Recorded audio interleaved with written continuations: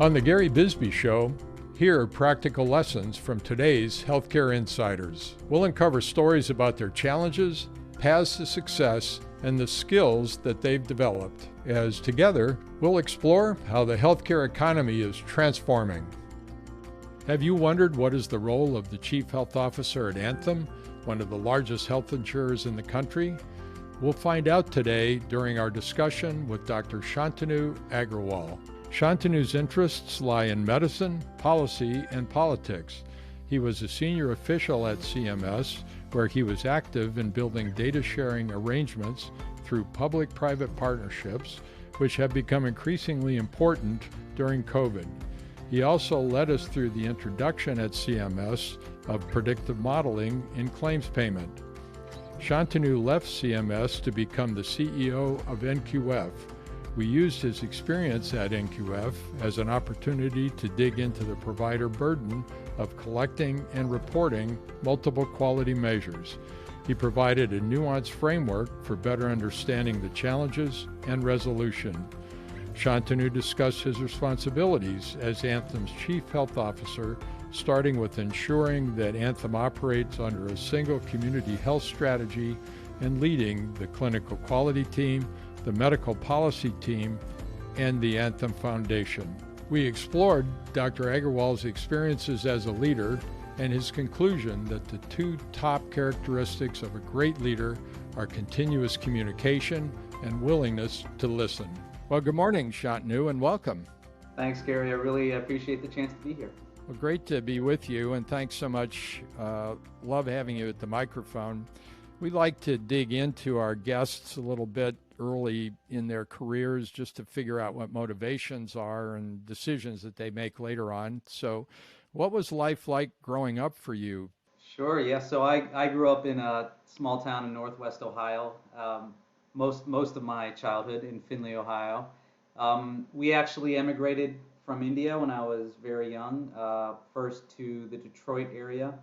And then my dad got a residency in anesthesiology in Toledo, Ohio, which took us to Ohio, and then just moved near to Toledo when he started his clinical practice.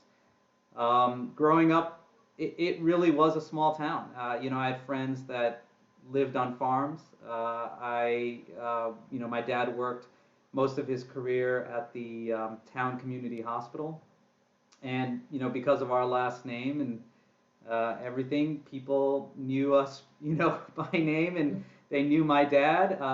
Anywhere I went in town, they could sort of guess who my parents were. Normally, we ask our physician guests when they became interested in medicine. You were probably interested from a relatively early age, but did you always think you wanted to practice medicine, Shantanu?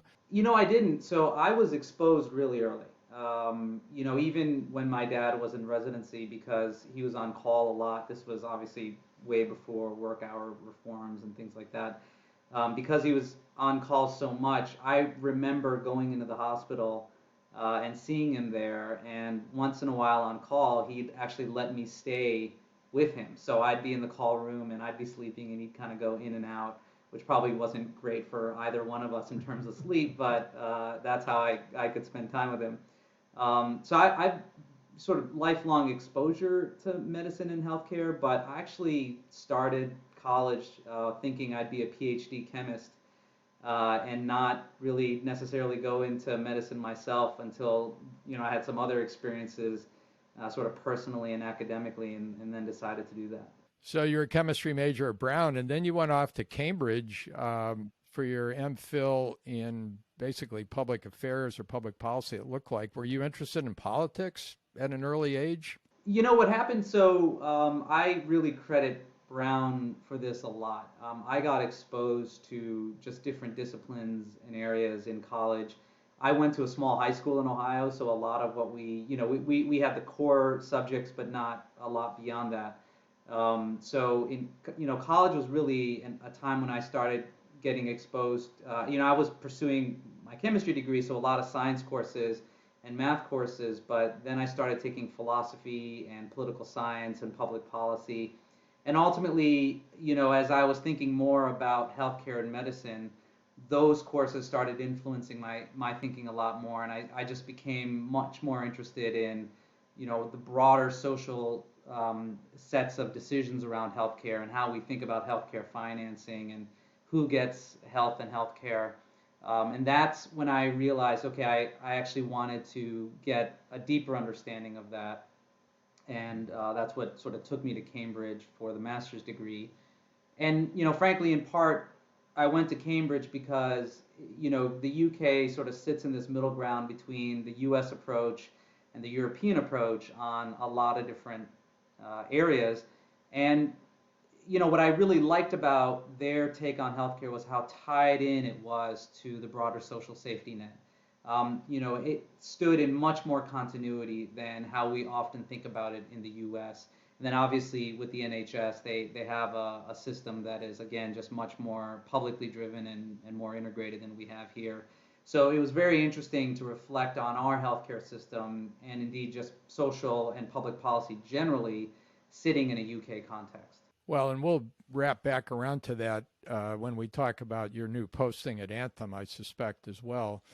But I was thinking as you were talking about growing up in Findlay, Ohio, and then spending 4 years at Weill Cornell in Manhattan, that must have been an interesting juxtaposition. Oh yeah, I mean, could not be more just opposite of each other. I really, frankly, enjoyed both. I mean, it's funny. I look back at my childhood, and there was a sort of a simplicity to it in some ways, being in a small town in Ohio. I didn't think a lot about some of the things. If I'd grown up in, I guess, New York City or some big city, even my kids growing up in D.C., they think about certain areas. Both, I think there's pros and cons, but they think about certain things that I was just really never exposed to. And then New York, and frankly, of course, I actually love New York, and aside from the pandemic, look forward to going back there, as a tourist and a visitor. Um, but what is incredible to me is the pace. Certainly, everybody talks about it's the diversity, right? I mean, at the end of the day, we were an immigrant family in a much more homogeneous town, and that too affected my upbringing and sort of affected the way I view the world. And then to be for med school in the middle of this incredibly diverse city, and where I could go and speak in Hindi, at a restaurant or at a grocery store, was just such a novel thing for me. Yeah, it's interesting, and it's a great town from that standpoint for sure. And we all hope it snaps back from the pandemic. I'm sure it will. But let's fast forward. Spent some time at Accenture, but let's go to your CMS experience, Shantanu, and started out as CMO, ended up as deputy administrator of CMS. What was involved in that position? What were your main responsibilities there? Yeah, so I first was exposed to CMS as a consultant, and my organization was brought in, shortly after the passage of the Affordable Care Act to do some strategic consulting work, and that was my first real exposure to the government, the CMS in particular, and I have to tell you, I was just really impressed. There was a sort of moment when healthcare transformation, and there was just a lot of energy around it that just captivated me. And a lot of the people that I was interacting with at CMS were just, incredibly very socially minded people, very intelligent, driven individuals. And so when the opportunity came up to join the Center for Program Integrity as its chief medical officer, I really, almost jumped at it. And what was really amazing about that work and overall the 6 years I spent at CMS is there were a lot of new authorities and statutory requirements that we were responding to. So it really felt like, even within a very large organization with a huge mandate, that we were a startup. I was one of the earlier employees of the Center for Program Integrity, and so we were having to do a lot of build over the next several years to get into whole new areas, implement new authorities. We implemented things like predictive analytics for the first time for CMS, and so it felt very new, and there was a lot of energy around that, and there's a lot of energy around the mission. So it was just really an exciting time to be there, I thought. When you move to a position like Deputy Administrator of CMS, how do you formulate your priorities? I mean, it seems like it's so huge, but how do you kind of zero in on what you think you can influence? In some respects, it's like starting at any other job. You start by listening to your peers, to others. In this case, the administrator, the secretary, the White House. I mean, there's plenty of stakeholders to listen to in the government, and so you go on a little bit of a listening tour. You need to be open to the input. What's the track record been? Where can you make improvements and changes? With the government, you also have, well, often, I guess, with healthcare in general, you do have statutory and regulatory requirements that you need to respond to. And then, there's the Hill. And the Hill, it becomes an extremely important stakeholder to make sure they're bought into your approach, what you'll be working on. And so I think getting early in front of that as a stakeholder group is really important as well. And then the second broad category is, where do you want to make your impact? In all of these really big jobs, big positions, there's always this question of what am I going to bring to this role? Why is it me in this job? And how's that going to be unique compared to anyone else that could be in this role? And so really thinking about my own priorities, and frankly, over the years and over my career, I've gotten much more comfortable asking what are my priorities? How will I drive the impact that I want to see both in this position and in the world generally? That becomes kind of another lens to view a job through. I feel really fortunate that I've been able to apply that lens both at CMS and outside, and really try to address areas that I thought were just incredibly important. As you know, we like to focus on lessons for leaders on this show. Thinking back to the CMS experience, what lessons from a leadership standpoint did you take away, Shantanu, that you could apply to NQF and now Anthem? Yeah, so many, and some by doing things right and some by mistakes along the way. I think that getting stakeholder input is really critical. Communication is always critical. I've been told that 1,000 times in the course of my career, and I don't think you can hear it enough. Communicating, over communicating to your team, communicating up to your own leadership. There's a lot of stakeholders, sure, in the government, but there's a lot of stakeholders throughout, right? I mean, even in a private enterprise, you need to be able to communicate to external stakeholders, get their buy-in, communicate a vision. So I think communication just really becomes critical in almost any job. I think there are aspects, sometimes when I speak to medical students or physicians that are relatively earlier in their career, I think I always make it important. I mean, it's sort of I've got an almost kind of career guide algorithm that I provide to them about how to think about a non-clinical career with their clinical training and career and background. And so that's probably a whole conversation onto itself. But I do think for physicians, we have to think about how much being a physician and working clinically is really important to us, and how that should kind of figure into a broader career. I also think it's important to get management experience as a physician, especially. Oftentimes we can get placed into roles that don't have management requirements, and for some that's great. But I think oftentimes moving ahead in organizations, moving ahead in businesses, really requires knowing how to lead teams, being a dynamic leader, getting people to organize and coalesce around a vision and a strategy. And those are often skills that you can really only learn by doing, and certainly by observing others. But I think that's really critical, again, for physician leadership to be thinking about how leadership truly figures into their career, as well as the expertise they have as clinicians. Well, on to NQF. When that opportunity arose, what was your decision process, Shantanu, to move to that role? I was just amazed by even being given the opportunity to lead that organization. It's one that I knew really well as an outsider. I'd followed the history of. I remembered, and I've shared this actually with Ken Kaiser, the founding CEO of NQF, that I actually remember seeing an article when I was in medical school that he'd written about the founding of NQF and the goals and the aspirations for that organization. In many ways, it was sort of a return to work that I'd done before. Most of my consulting career had really been focused on quality improvement for health systems, and so and I was actually using NQF measures in that work. So it was an opportunity to contribute again to quality. At CMS, I'd spent a lot of time because it was program integrity on the cost side of healthcare and really trying to think through how we address costs, what kind of interventions a payer like CMS can put into place. NQF, obviously so focused on quality. It really became an opportunity to bring these two aspects together in what I was hoping a really meaningful way. And so that really figured into my decision as well. And one thing I certainly experienced in my time at NQF is there's just an incredible amount of goodwill in the ecosystem toward that organization. Lots of people, leaders, experts that step forward to support the work, to volunteer for the organization.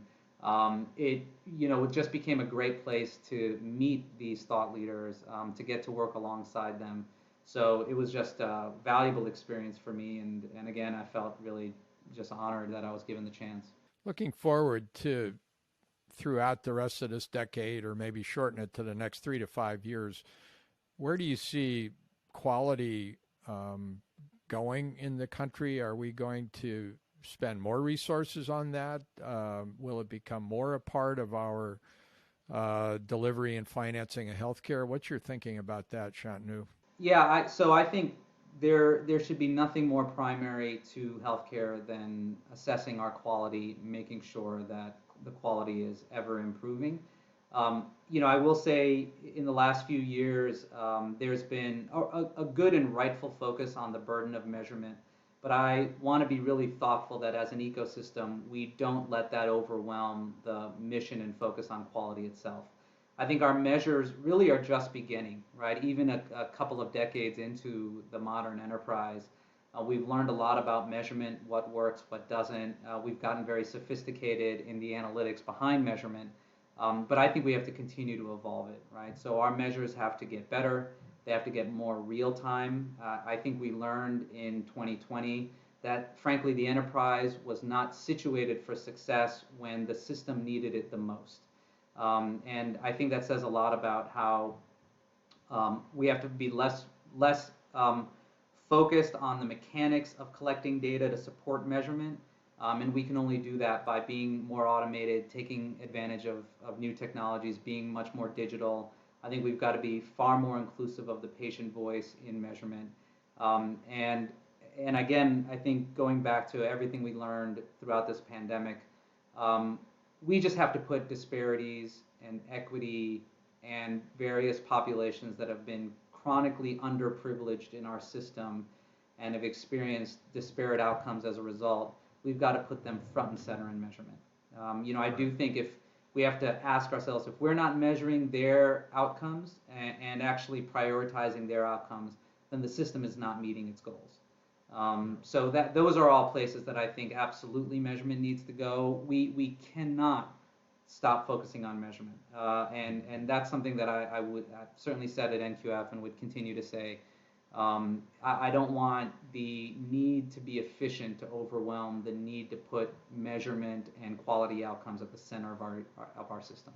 There's a discussion, well, all of that, by the way, I agree with you on. There's a discussion point around the number of measures, and employers are somewhat probably confused, the providers perhaps as well. What's your thought about that? Is it possible to somehow consolidate the good work that's been done here into a more manageable set of measures? So I do think we can consolidate and align around a manageable set of measures, and more work needs to be done there at places like NQF and other venues. I will say, I think the discussion or the focus on the sheer number of measures is in and of itself symptomatic of other problems in healthcare, right? If we as an industry operated like other industries where data flowed much more seamlessly, where things were more automated, where we had data interoperability instead of the barriers that we have today, the number of measures would become, I would argue, largely irrelevant. Measures could be far more algorithmically driven, they could be far more self-calculating.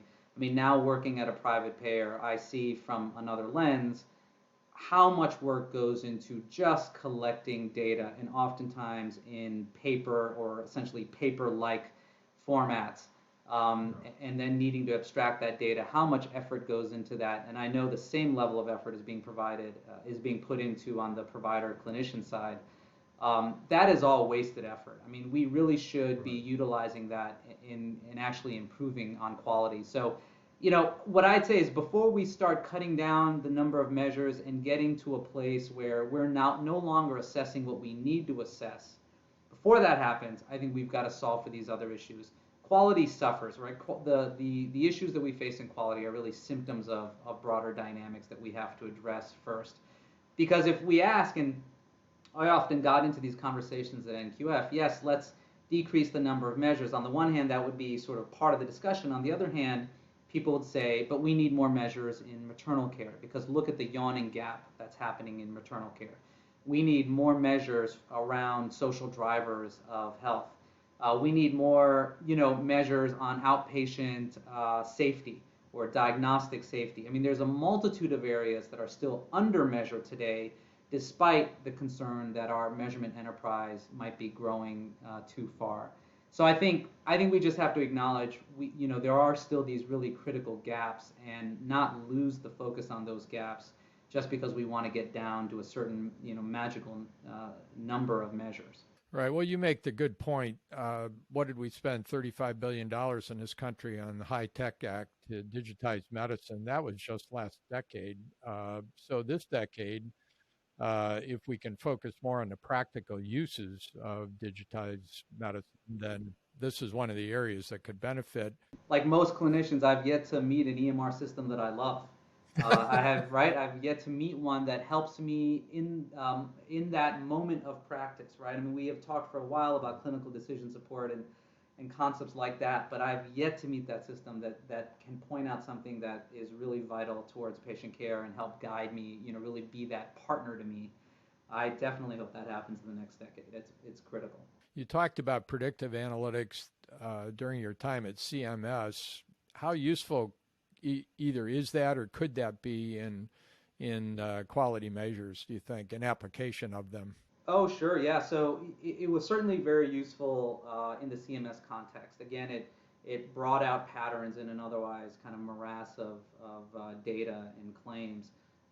It became part of our standard workflow day to day to utilize this kind of analytical engine and really utilize the products, the outputs. I think if we can get to a place where the data going into EHRs is much higher quality, and obviously we all acknowledge that data often being input very manually by physicians and others is not high quality. There are mistakes. There's issues of copy and paste, etc.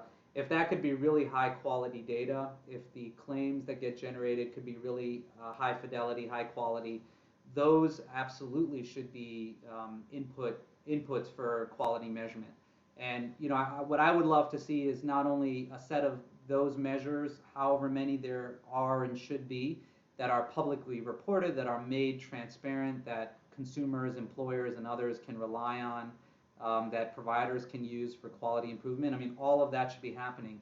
But underneath that should be a, frankly, even much larger layer of measures that are used for internal purposes at every delivery system to drive quality and value improvement. And that really does rely on, I think, data being abstracted from EHRs, from clinical registries, other data sources, even from patient-level inputs, right, for PROs.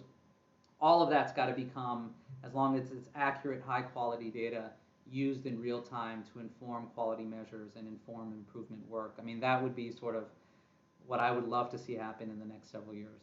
Yeah, for sure. Well, thanks for that terrific review of the landscape, the quality landscape. On to Anthem. What was the decision process you went through to leave what looked like an ideal position at NQF, given your background and interest, to go to become the Chief Health Officer at Anthem? The opportunity here, I thought, was just sort of too big and too great to pass up. What I was really amazed by is, we've got a leader who's, long time, health insurance executive who really understands the business, um, but is also extremely focused on driving improvement in community health, in population health approaches, in addressing social drivers of health and of care. That level of strategic focus was not something that I just sort of saw throughout the ecosystem. It really felt very specific to Anthem at this time.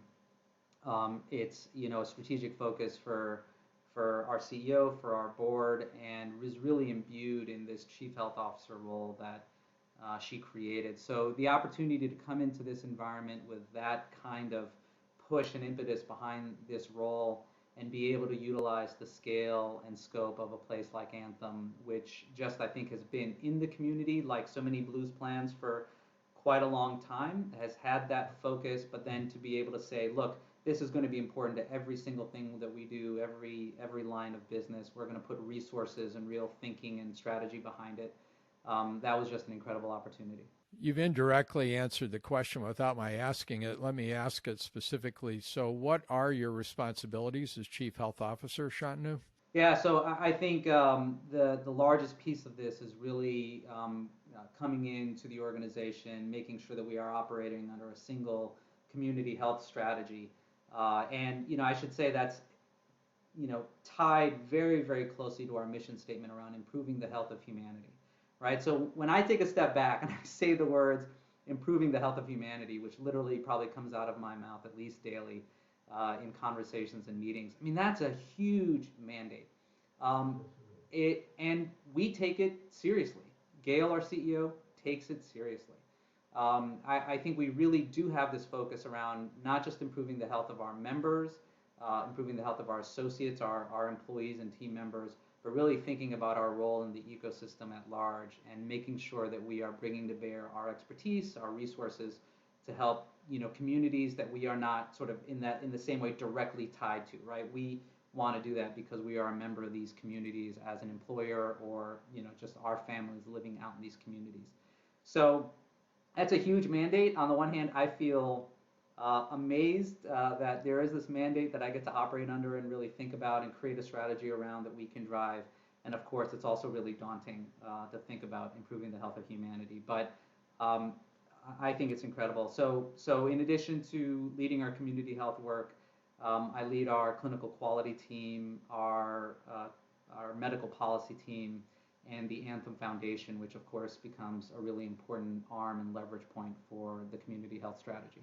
Well, digging into social determinants of health, how much time will you spend, or how much focus, better way to ask this question, how much focus will that be in terms of your responsibilities and your priorities, Shantanu?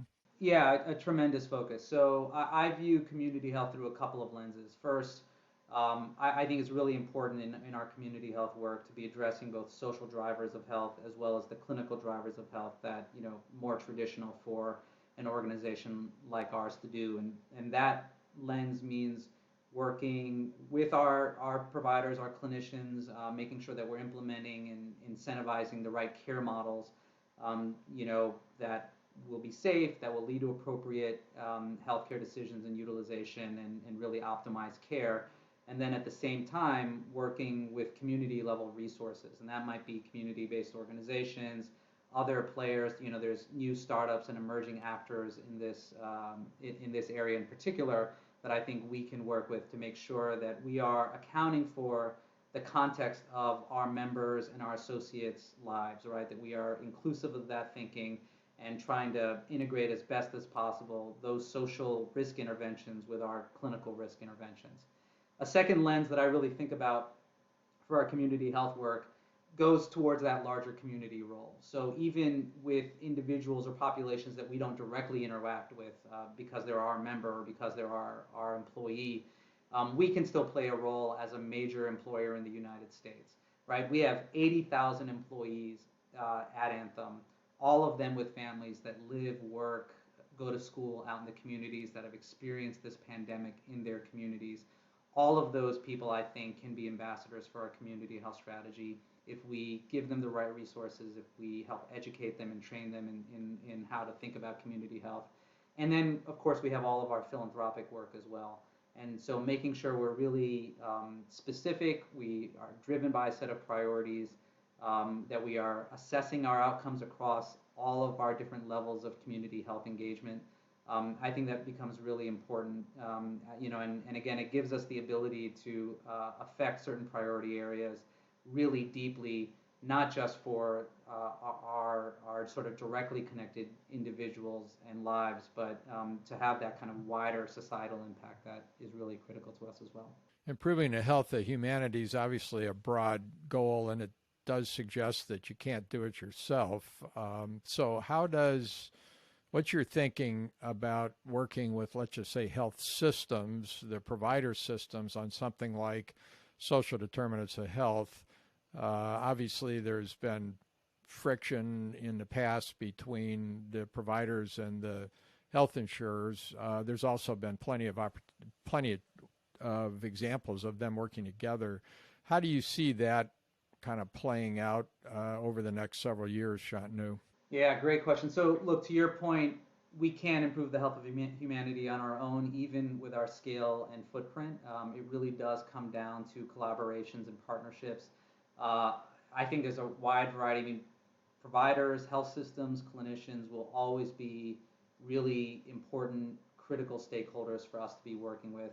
I think we can do that by, again, aligning on the right payment models. So making sure that we're incentivizing the right uses of both healthcare and social care. We can do more to provide resources and capabilities to our clinician partners, whether that means bringing in a social care model, helping to lay out social risk screening tools, creating referral patterns so that patients, members can get access to community level resources to address food insecurity or other social risk areas.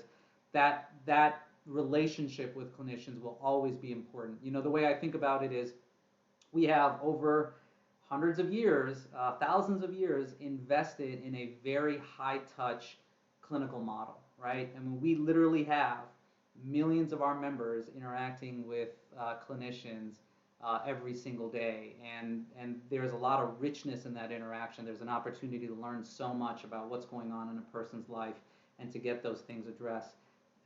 I think we need to bring the same richness to social risk intervention. How do we bring a high touch model that Anthem can really help to promote and promulgate, so that we are seeing our members, our associates in their lives, right? Seeing them in their home environment, really understanding what social risks they face, and then as best as possible working to meet those risks. That will mean, I think, a different operating model, right? Right now we as an ecosystem, as an industry, don't do the kind of holistic social risk assessment that clinicians do to assess health risk on our behalf. We've got to change that. We've got to collect social risk data. We've got to share it. We've got to act on it. And then again, make sure that we're partnering with CBOs and other organizations to intervene on the social risk that we're identifying. So the explosion of telehealth over the last year has obviously changed life for providers, and I'm sure for our health insurers. I've spoken to more than one physician who loves the whole televisit idea, because they get to see what's going on behind discussing with that patient, on a video. And it's almost like a home visit in the old days. How do you think about that? Yeah, I became a tele provider during the pandemic. I'm ER trained. So I ended up working on a telehealth platform just to get some experience with it. And yes, I mean, it is incredible. And on more than one occasion, being able to see the person in their home context gave me a level of understanding that I wouldn't have had if they came into my ER and, we had them put on the funny gown and all that stuff. Like, it sort of wipes away, that traditional clinical environment wipes away the context that I think, is not ideal. So I am really optimistic about that. I'm really optimistic that digital health platforms, telehealth, will be a permanent feature of our system. I think it can be great for longitudinal care, especially when there's an established relationship You can, more easily check in on the patient. You can do some quick diagnostics or a quick evaluation because you've already got that sort of foundation of a relationship. I do think that, what I got to observe pretty directly is that there still needs to be some improvement. So I think we need some improvement to the technology. The fact is a lot of people are using telehealth on small cell phones with poor bandwidth, and you can get a very grainy picture. We do need to solve some technology problems. We do need to think about some sort of regulatory approaches to making sure we have a common understanding of what needs to happen in a tele encounter or in a digital encounter. What sort of the standard of care look like. How do we protect things like privacy? So yes, being able to see a person in their home is really helpful, but I don't know who else is in the home. Maybe perhaps listening to that encounter, and if we're going to solve for issues like domestic violence, or other obviously sensitive topics, substance use disorder, behavioral and mental health issues. We need to know what's happening, from a privacy standpoint, right? We've got to be able to tackle privacy as well, so that we are doing the right thing for the patient, just as we would in a more traditional clinical setting. So I'm really optimistic on it. I do think we need some sort of standards and protocols to make sure that telehealth fits into our broader framework of how healthcare should be conducted. Well, it begs the question a bit, thinking your background in NQF. So, what are the quality measures, or how do you even assess quality in that televisit kind of environment? Yeah, so we did do some work on that at NQF. So I'll quickly plug NQF and would recommend there's some great reports that people can get access to. I think from a quality standpoint, there are sort of at least two opportunities. One is quality measures can generally be more inclusive of the tele encounter, right? So we have now seen, because of the experience of 2020, telehealth use skyrocketed. I believe it's here to stay, even with the numbers kind of coming down a bit and leveling out. I think there'll be sort of a permanence to that. And I think when we have other measures, whether they're measures of primary care, care coordination, et cetera, I think telehealth can be much more a part of that, right? So when I think back to NQF, a lot of our care coordination measures still mention fax machines. We have to stop doing that. We are the only industry that has codified the use of fax machines and continues to codify it. I'd love to see telehealth replace that as as an example of how to coordinate care, whether it's telehealth or digital apps or whatever. As another exemplar of care coordination, that's someplace that we could sort of make a change in the near term. And then the second broad area of change for measures is telehealth specific measures. And I think we need to see more of those being created so that we are assessing quality in the tele encounter in a way that's specific to that. It makes sense for the telehealth visit, and patients can understand the kind of quality of care that we're getting. So there is actually a whole kind of report on that. And I think one important caveat that really emerged from that work is, on the one hand, yes, we do want telehealth specific measures or digital specific measures. On the other hand, we don't want to hold those encounters to a different standard, right? It should feel very much like you are still going to an office, still going to a clinic, a care setting, in terms of your expectations as a patient, maybe even a little bit higher expectation, right? Like the accessibility should be higher. The kind of the privacy, the quality of the encounter should at least be the same, if not better. So I think yes, we want to measure it in a specific way, but not hold it to a different or lower standard than the rest of healthcare. Yeah, I agree with that. That's well said. I'm going to ask a question. I don't even know if it's possible to answer it, honestly, but as you look at Anthem or other insurers, how has COVID changed the way they may be thinking about their processes or different strategies or objectives going forward? It changed the way payers, insurance companies work dramatically, and I think a lot of those changes will be permanent. So I've learned, and just recognizing I've been here for a short time, but what Anthem did in the course of 2020 to respond to the pandemic, I think, was nothing short of heroic.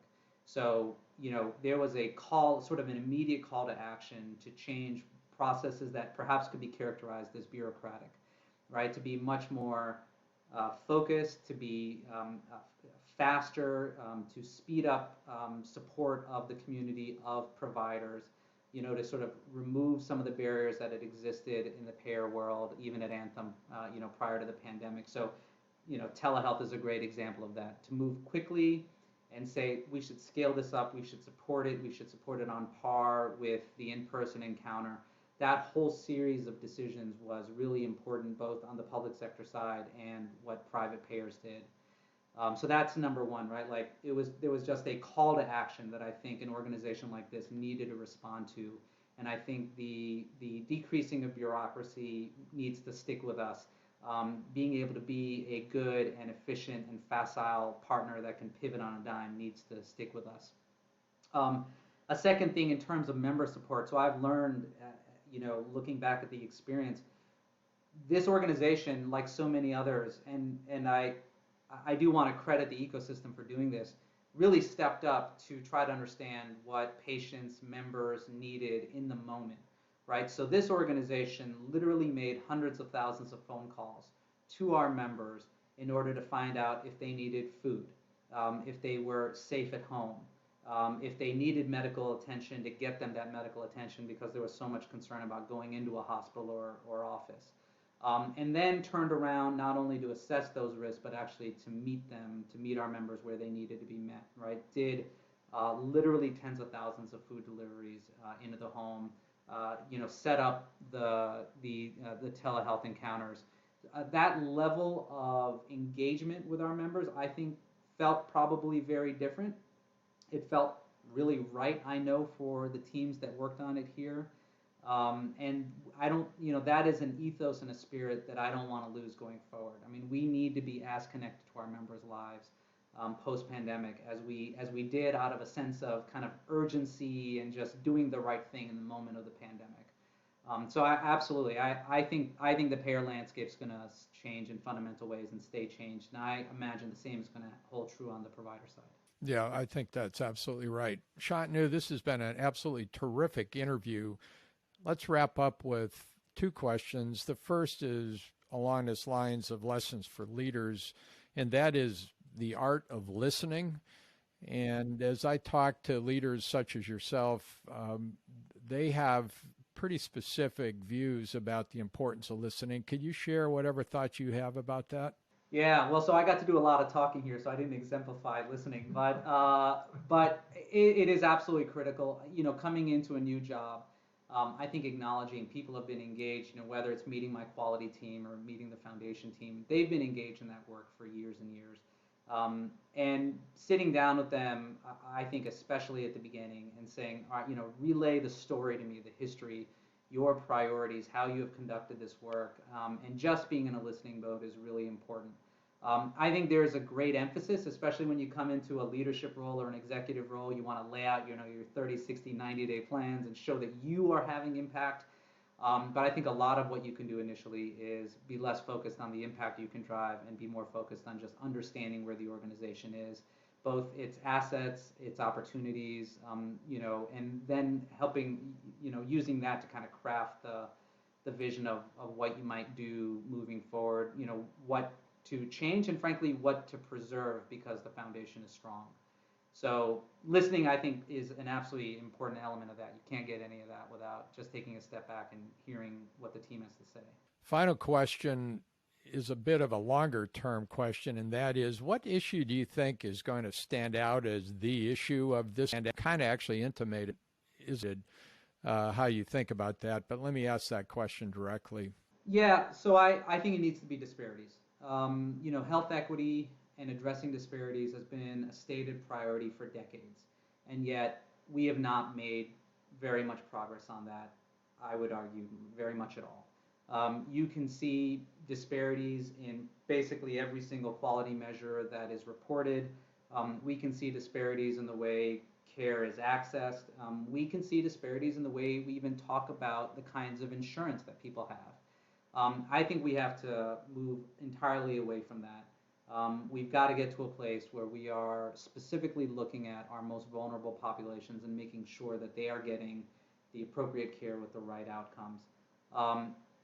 Anyone that's been in quality, that's been in the ecosystem, knows this to be true, and yet now I think the average American knows it to be true with the experiences that we've had in the last now over a year. Even in the way we think about COVID vaccination and the way we think about the distribution of COVID itself, I mean, it's become readily apparent we have a highly unequal system. And I think it's we either own up to making changes or we acknowledge that this is the system that we want. And I think that would be a terrible outcome if we made that kind of acknowledgement.